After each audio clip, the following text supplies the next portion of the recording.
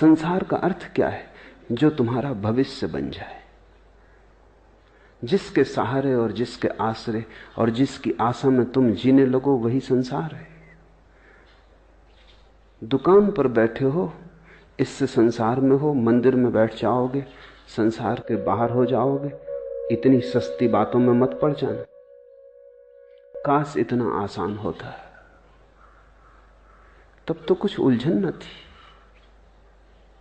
दुकान में संसार नहीं है और न मंदिर में संसार से मुक्ति है। अपेक्षा में, आकांक्षा में, आशा में संसार है, सपने में संसार है। तो तुम मोक्ष का सपना देखो तो भी संसार में हो। संसार के बाहर वही है जो अभी और यहीं है। लेकिन इसका तो अर्थ यह हुआ कि मोक्ष की आकांक्षा भी छोड़ देनी पड़ेगी, अन्यथा मोक्ष के बहाने भी, मोक्ष की वासना से भी तुम नए नए संसार बनाते चले जाओगे।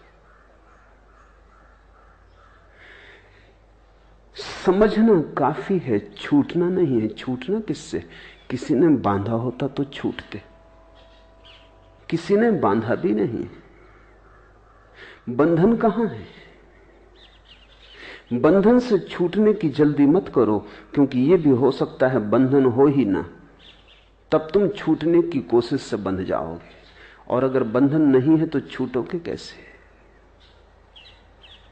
बंधन से छूटने की कोशिश मत करो, बंधन को जानने की कोशिश करो कि बंधन कहां है। पूछो, जिज्ञासा करो, वासना मत करो।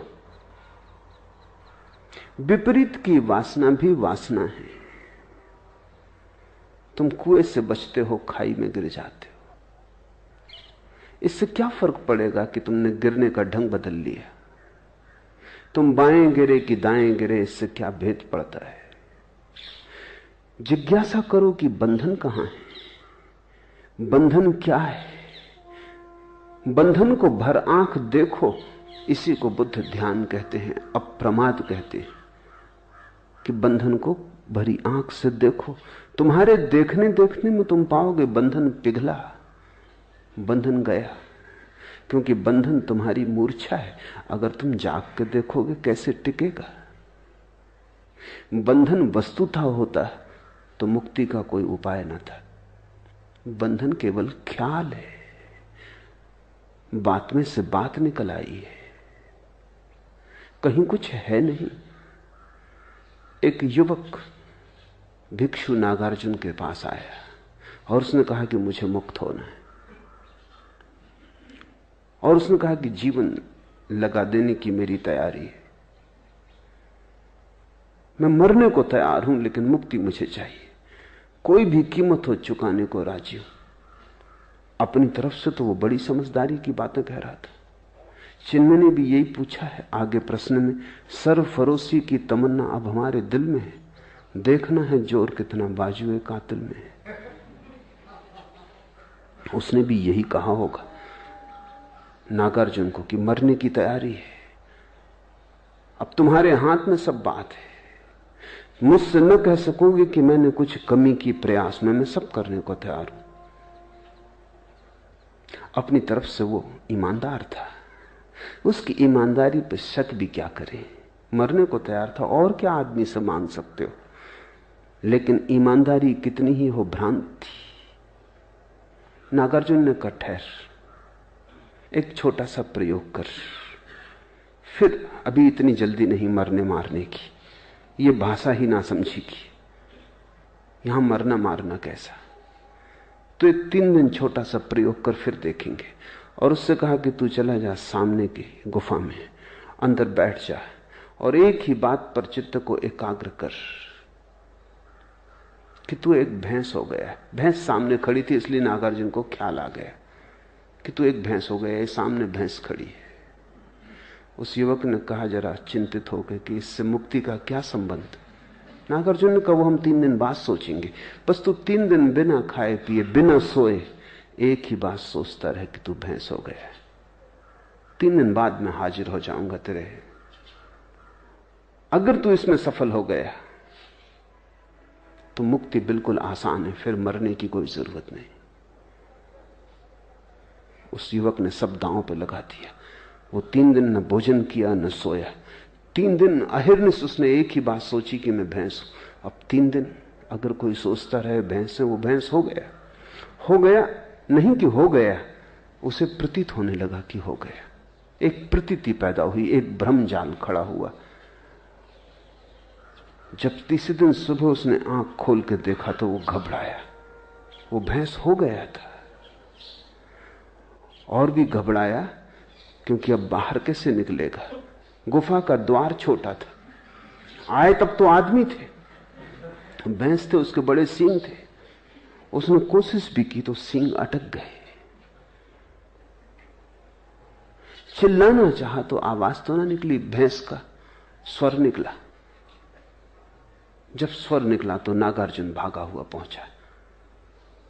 देखा युवक है, कहीं कोई सींग नहीं है, मगर सींग अटक रहे हैं।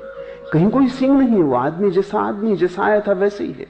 लेकिन 3 दिन का आत्मसम्मोहन, 3 दिन का सतत सुझाव, 3 बार भी सुझाव तो परिणाम हो जाते हैं। 3 दिन में तो करोड़ों बार उसने सुझाव दिए होंगे।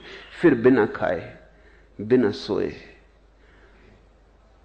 जब तुम 3 दिन तक नहीं सोते तो तुम्हारी सपना देखने की शक्ति इकट्ठी हो जाती। 3 दिन तक सपना नहीं देखा, जैसे भूख इकट्ठी होती है 3 दिन तक खाना ना खाने से, ऐसा 3 दिन तक सपना ना देखने से सपना देखने की शक्ति इकट्ठी हो जाती। 3 दिन की सपना देखने की शक्ति, 3 दिन की भूख में भी जितना शरीर कमजोर हो जाता उतना मन मजबूत हो जाता है। भूख से शरीर तो कमजोर होता है, मन मजबूत होता है। इसलिए तो बहुत से धर्म उपवास करने लगे और बहुत से धर्मों ने रात्रि जागरण किया। अगर रात भर जागते रहो तो परमात्मा जल्दी दिखाई पड़ता है, सपना इकट्ठा हो जाता है। अभी इस पर तो वैज्ञानिक शोध भी हुई है और वैज्ञानिक भी इस बात पर राजी हो गए हैं कि अगर तुम बहुत दिन तक सपना न देखो तो हेलुसिनेशंस पैदा होने लगते। फिर तुम जागते में सपना देखने लगोगे, आंख खुली रहेगी और सपना देखोगे। सपना एक जरूरत है, सपना तुम्हारे मन का निकास है, रेचन है। 3 दिन तक जागता रहा, सपने की शक्ति इकट्ठी हो गई।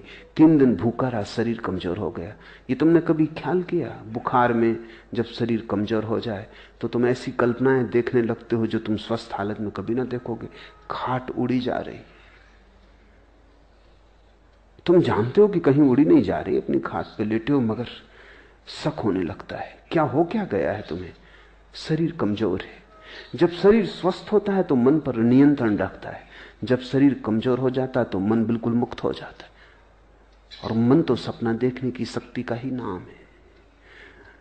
बीमारी में लोगों को भूत प्रेत दिखाई पड़ने लगते हैं, स्त्रियों को ज्यादा दिखाई पड़ते हैं पुरुषों की बजाय, बच्चों को ज्यादा दिखाई पड़ते हैं प्रौढ़ों की बजाय। जहां जहां मन कोमल है और शरीर से ज्यादा मजबूत है, वहीं वहीं सपना आसान हो जाता है। 3 दिन का उपवास, 3 दिन की अनिद्रा